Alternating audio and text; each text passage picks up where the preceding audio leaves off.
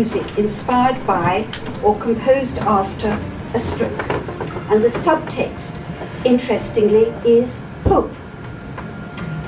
I was amazed at the number of composers who had suffered a stroke, most surprising. There were some I had never heard of, and some composers who we never even think of as having had a stroke. This gives a great sense of hope. Let's start off with Gluck. Gluck suffered his first stroke in 1779 during rehearsals for Echo et Narcisse. Here's a piece, one of many, he composed following his stroke, Die Sommernacht. Ich genoss einst die Tod eines mit euch, die umwegen uns der Duft und die Kühlung, wie verschönt war's von dem Monde, du, o schöne Natur. The next composer is new to me. Vissarion Schabalin was born in Omsk in 1904. He was a close friend of Shostakovich. In spite of having had a stroke in 1953, he was able to make an almost complete recovery, with the exception of lingering paralysis of his right arm and leg. He relearned how to write with his left hand and continued to compose as well as teach. In 1959, he suffered a second stroke, following which, nonetheless, he set aside time every day to compose. He completed his Fifth Symphony, which was described by Shostakovich as a brilliant, creative work filled with highest emotions, optimism, and full of life.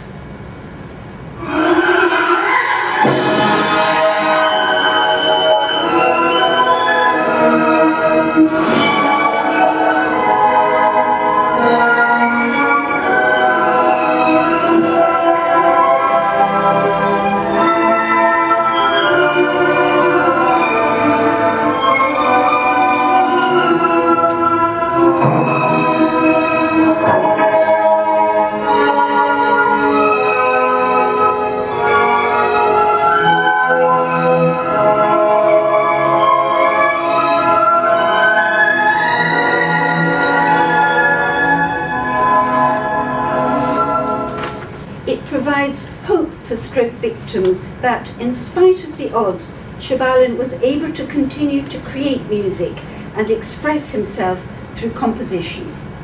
The next composer is Grammy Award winner Joan Tower, who wrote and dedicated this work to her brother who had a stroke. First, we hear Joan Tower speak. This is a piece that's called Stroke. And it's dedicated to my younger brother who had a major stroke 2 years ago. So it's a pretty emotional piece, but stroke has several meanings, which is nice. Stroke can be striking something like percussion, and there is a lot of percussion as always. It also can mean a stroke, medical stroke, and it also can mean like stroking a cat stroke. So I like that word, actually, because it has a lot of double meanings in it. It's a dramatic piece with a lot of heartbeats. It has like a regular beat. It's sometimes very strong and sometimes very weak. If I had my way, we would listen to the whole of this revelatory piece, but Sarah West, who has done the techniques of getting today's music to play, has restrained me. So now we hear an extract from Joan Tower's composition, which is called Stroke. The piece ends on a note of quiet hope.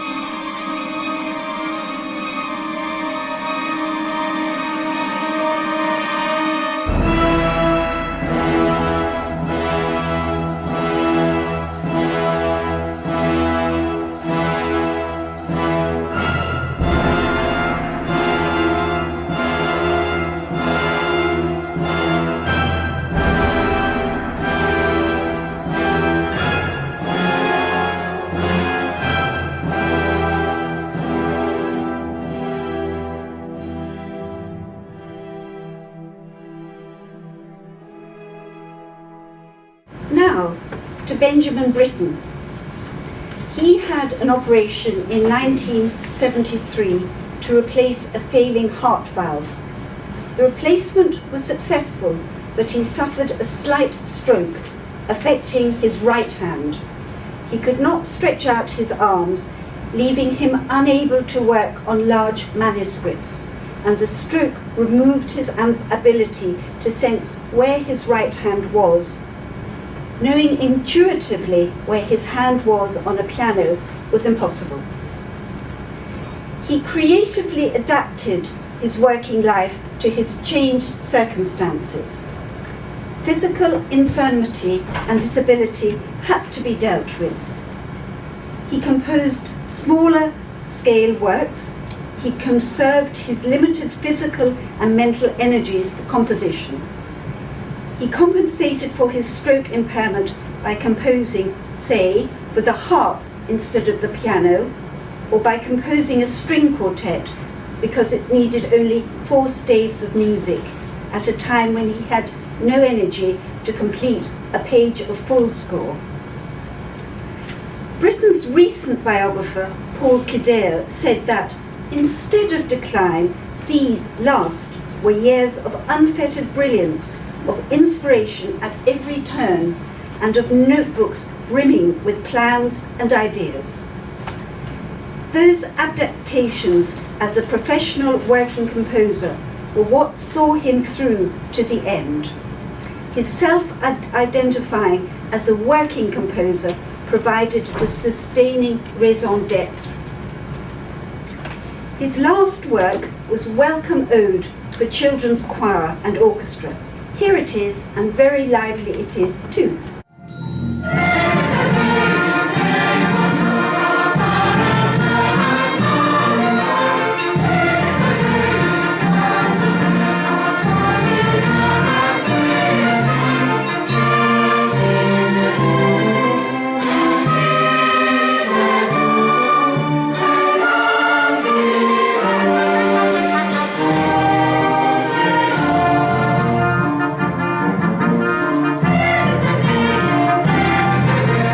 Now to some organ music.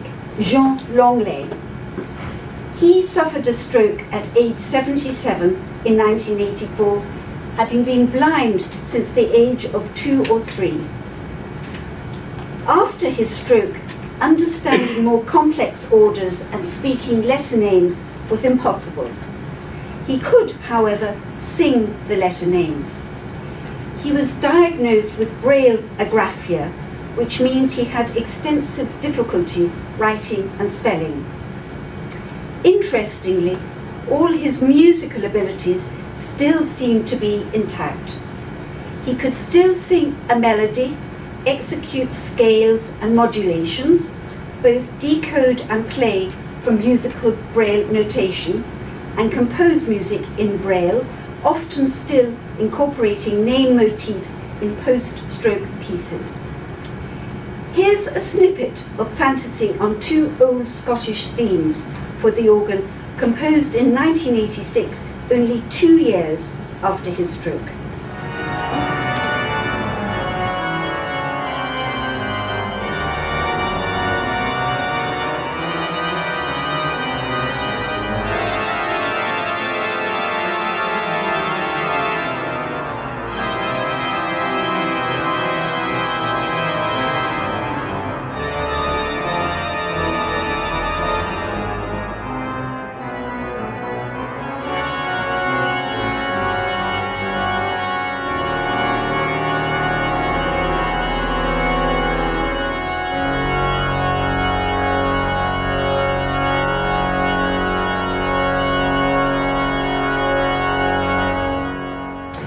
Following his stroke, he composed at least 50 pieces, more as some were collections. Now for a composer I'd never come across before. He's a most interesting man, Joel Thome, and here's why. Full of hope, he credits music therapy treatment for his return to the stage following his debilitating stroke of 1998. Thome lost the use of his left arm and underwent years of recovery with therapy utilizing music as a healing force, and soon resumed composing and conducting. Neurologist Oliver Sacks was his physician. With the guidance of a music therapist from the Institute of Music and Neurological Function in New York, he found a new way to express his music in graphically notated mandala forms and to resume composing. The music documentary film Inside the Perfect Circle, The Odyssey of Joel Thome, looks at the work and philosophy of the accomplished conductor and composer who was awarded a Grammy for his collaborations with rock icon Frank Zappa, and was also nominated for a Pulitzer Prize. Thome is now a music professor at a college of the State University of New York and has been recognized by a Music Has Power Award by the Institute for Music and Neurologic Function in New York. I realize that you're all wondering what on earth a graphically notated mandala form looks like, and this is what it looks like. Thome says of the vision that inspired his use of mandalas, it took 7 years to find a way to discover the notation that would allow that incredible sound to be reproduced. Thome created his own notational system drawn on see-through vellum sheets that, when placed one page on top of another, create an entire mandala form for the musicians to play. Thome said that he was able to show that people don't have to give up in the face of a traumatic event. His music therapy treatments gave him the energy to continue and to complete his work as a composer and conductor. He said, "Traumatic injury does not have to stop us. If you never say can't or impossible, if you say you will not give up, you can muster the energy and healing force to carry on with your life and make a major contribution." This follows back to what Neer J of Interact said this morning, and Simon and Duncan and a lot of people here today. Here is Joel Thome and his hypnotic music featured in the documentary Inside the Perfect Circle. As a composer, I became very dissatisfied with traditional form. Thus, I had to find a new way of expressing the sound of my ideas and imagination. And I realized at that point that I would express my music in mandala forms.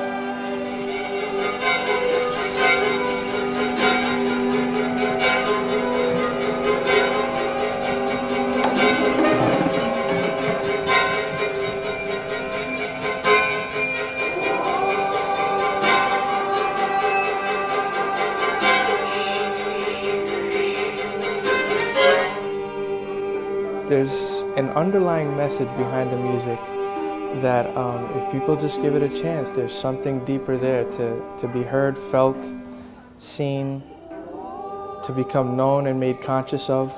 My only goal is to be a channel for the love and share that with the performers, the musicians, and the audience. Just to share the love.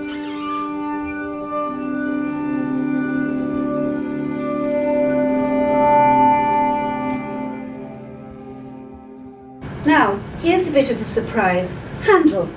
He suffered strokes in 1737, 1743, and 1745. The most plausible explanation for Handel's palsies and visual impairment is cerebrovascular disease. Portraits of Handel as an elderly man show a rather corpulent man being reported to consume incredible quantities of food, as well as being partial to part port and Madeira. Above, we can see a painting of Handel looking corpulent. Handel became easily irritable and was said to be hot-tempered as a conductor and concert manager. Some reports exist of eruptions of anger, curses, and verbal thunder and lightning, even on stage. On May the 14th, 1737, the London Evening Post reports, the ingenious Mr. Handel is very much indisposed, and it's thought with a paralytic disorder, he having at present no use of his right hand. The Earl of Shaftesbury in his memoirs of Handel wrote, and when the heats of summer 1737 came on, the disorder seemed at times to affect his understandings. The palsy took entirely away the use of 4 fingers of his right hand and totally disabled him from playing.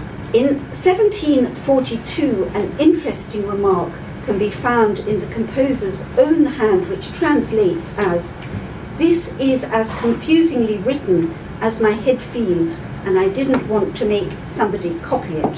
A brief recurrence of similar symptoms may also have occurred in 1742 when Handel travelled to Ireland.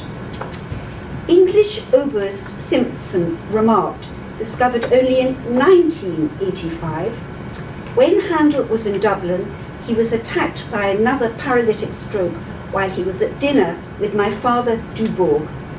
It was violent and universal. It happened, luckily, that Doctors Barry and Quinn and Mr. Nichols, Surgeon General, were present. By violent bleedings and other evacuations, and by the immediate assistance he received, he was soon perfectly recovered and never had any return of it, though very apprehensive. And I'm sorry, I just can't resist quoting from my late father, T.J. Walsh's book, Opera in Dublin, The Social Scene, where Handel is quoted as saying, "As for the instruments, they are really excellent. Mr. Dubourg, quoted above, being at the head of them, and the music sounds delightfully in this charming room, which puts me in such spirits, and my health being so good." In 1743, Handel had a serious further impairment of his health, preventing him from taking part at oratorio concerts. A new breakdown occurred in summer 1745. Handel had made plans to visit the Harris family, but hesitated to leave his home because of the state of his health.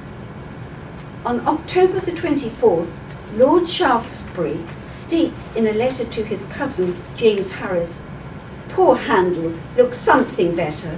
I hope he will entirely recover in due time, though he has been a good deal disordered in his head." Again, we find proof of Handel's behavioral disorders occurring in phases of his paralytic disorder. Sometime in 1750, Handel lost his sight. Again, this process was disabling the great composer in recurrent strokes. Handel personally wrote in the score of Jaffa, translated as, "Got as far as this on Wednesday, 13th February 1751, unable to go on owing to weakening of the sight of my left eye." This gives indication of the start of the eye problems. Handel, a man with a probable wide profile of risk factors, including, and I quote from a medical paper, systemic hypertension, smoking, and most probably hyperlipidemia, had recurrent palsies on his right side, partly with simultaneous speech impairment, either dysarthria as a component of the dysarthria clumsy hand syndrome, or dysphasia as a result of embolic middle cerebral artery stroke, which may have been interpreted as confusion. In spite of everything, after his first stroke in 1737, Handel composed Alexander's Feast, Il Trionfo del Tempo e della Verità, then Saul on at Glyndebourne this year, Israel in Egypt, and Messiah. In 1749, after his many recurrences, he prepared music for the royal fireworks. I was going to do a list of the compositions after each stroke, but I found too many. Fascinating. Anyway, now let's hear some of his music for the royal fireworks.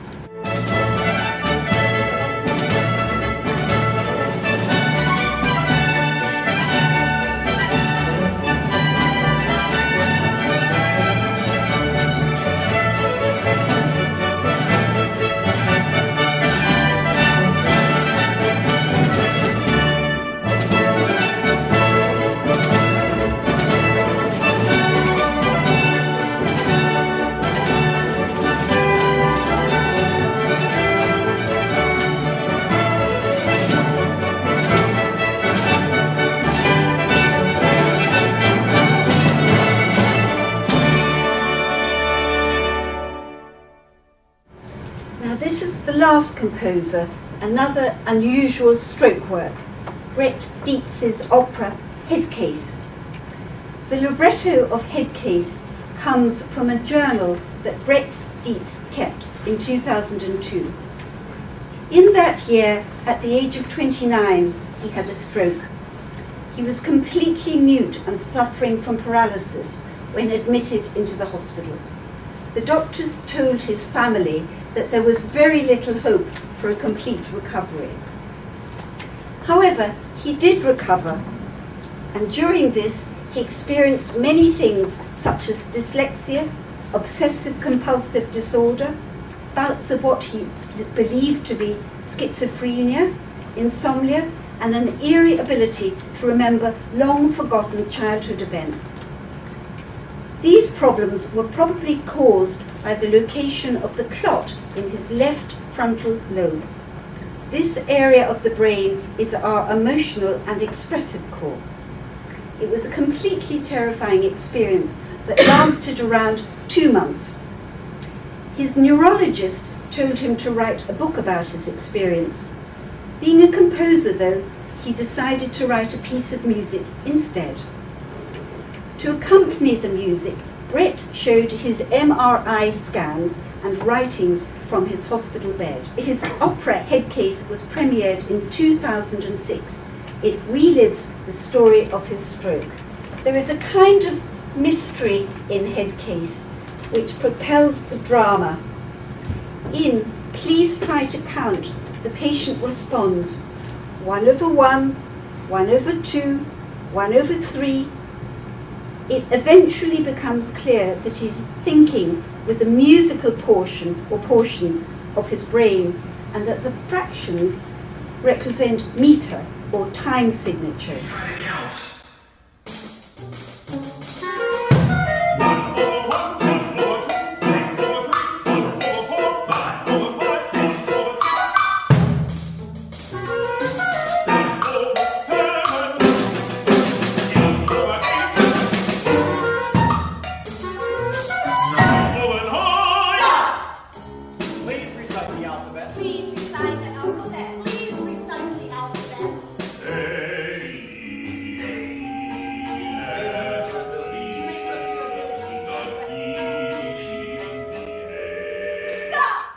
So we have had the theme of hope throughout. Before you go, I would like to thank Dr. Khalid Ali for having trusted me with the challenge of giving this talk, Sarah West for physically making the slides and music happen, Duncan Barron, facilitator of the Jaffa Public and Patient Involvement Lay Research Panel at Brighton and Sussex University Hospitals Trust, for having given me opportunities to give presentations which have practiced me for today. Husband Kenneth, for listening to every gem of musical research I discovered as it came through.